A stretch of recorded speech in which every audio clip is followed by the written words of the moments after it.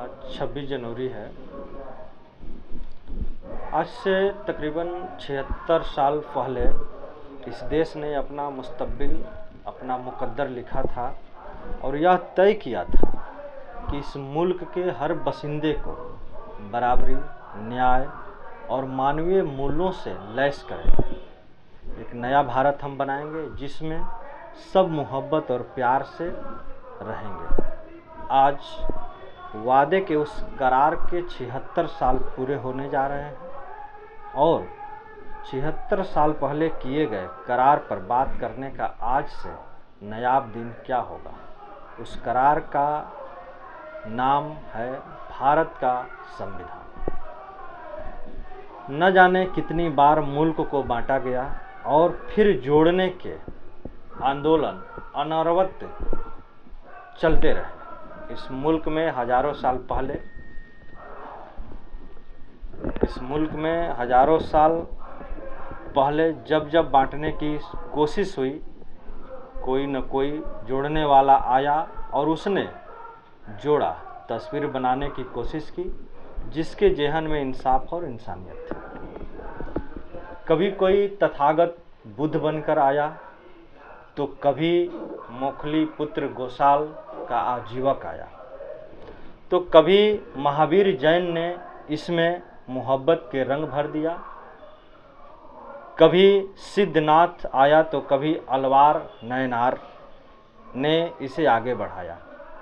उत्तर भारत में कोई कबीर हुए जिसने इस इंसानी रंग में रंगने की कोशिश की। उनके साथ कोई रविदास हुए, उनके साथ कोई घासी दास हुए। गुरु नानक ने उसके सर पे अच्छी पगड़ी रख दी तो किसी बुल्ले शाह बाबा फरीद के गीतों ने उसे फिर से इंसानी सबक की ओर ले जाने की कोशिश की। सुदूर दक्षिण में कोई नारायण गुरु आया तो किसी बसपन्ना ने उसे अपने चरखे के रंग में रंगा। किसी अयंकाली की बैलगाड़ी पर चढ़कर वह भारत आगे बढ़ा तो किसी ईबी रामा स्वामी पेरियार के विचारों ने उसे फिर से सजाया। मध्य भारत में कोई संत गाडगे पैदा हुए तो कोई शिवाजी साहू बनकर भारत के नक्शे को मानवीय रंग से रंगता हुआ चला गया। कभी किसी ज्योतिबा फूले, सावित्रीबाई फूले ने भारत को कलम किताब पकड़ा दी। उसी भारत को कभी कोई अहंकार, किसी उत्तर भारत में कोई शहीदे आजम भगत सिंह, किसी सुखदेव, राजगुरु आसिफ उल्लाह खां ने इसे अपने रंग में रंगने की कोशिश की। तो किसी डॉक्टर अंबेडकर ने उसे पिरोकर एक संविधान बना दिया जो 26 नवंबर 1949 को 1000 साल के भारत के नक्शे में, जिसमें केवल भूगोल ही नहीं, इतिहास था, समाज था, मनुष्य है, इंसानियत है, जोड़कर एक नक्शा बनाया जिसे हम भारत कहते हैं। यह यूं ही नहीं बन गया, इसे बनाने में 2 साल 11 महीने और 18 दिन लगे।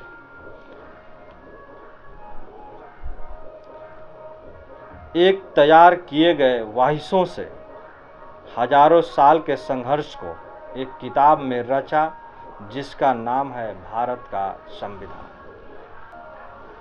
सबसे प्रसिद्ध पुस्तक भारत के संविधान वाद विवाद का, जो 4224 पे डॉक्टर अंबेडकर अपना भाषण कोट करते हुए बताते हैं कि ऐसा नहीं है कि स्वाधीनता खोई नहीं, मिली नहीं, लेकिन अपने ही लोगों की कृतज्ञता के कारण वह स्वाधीनता आई गई खोई।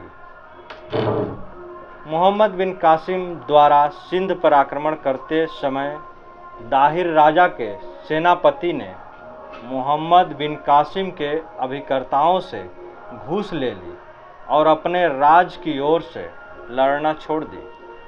वह जयचंद था जो मोहम्मद गौरी को भारत पर आक्रमण करने और पृथ्वीराज से युद्ध करने के लिए निमंत्रण दिया। अपनी तथा सोलंकी राजाओं की सहायता का वचन दिया। जब शिवाजी हिंदुओं के मुक्ति के लिए युद्ध कर रहे थे, उस समय अन्य मराठा सरदार और राजपूत राजा मुगल बादशाहों की ओर से युद्ध कर रहे थे। जब अंग्रेज सिख शासकों को मिटाने में लगे हुए थे, तो सिख शासकों के सेनापति गुलाब सिंह ने सिख राजाओं का साथ नहीं दिया, चुपचाप बैठा रहा, सिख राजा को बचाने की सहायता नहीं की। 1857 में जब भारत के विशाल भाग में अंग्रेजों के विरुद्ध स्वाधीनता के संग्राम की घोषणा की, तो मूक दर्शक की भांति सिख खड़े खड़े तमाशा देख रहे थे। क्या इसी भारत की पुनर्वृत्ति होगी, इस विचार से चिंतित हूँ मैं। डॉक्टर अंबेडकर का यह भाषण कोट करना मैं चाह रहा था। आज गणतंत्र दिवस का 76वां वर्ष है और हम कितने स्वाधीन हुए हैं, संविधान ने हमें क्या दिया है, और संविधान नहीं था तो हम कैसे थे, संविधान है तो हम कैसे हैं।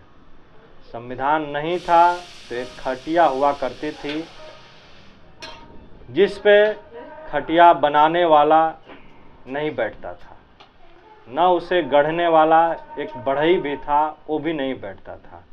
खटिया पे वही लोग बैठते थे जिसके हाथों में ताकत थी, जिनके हाथों में लाठियाँ थीं।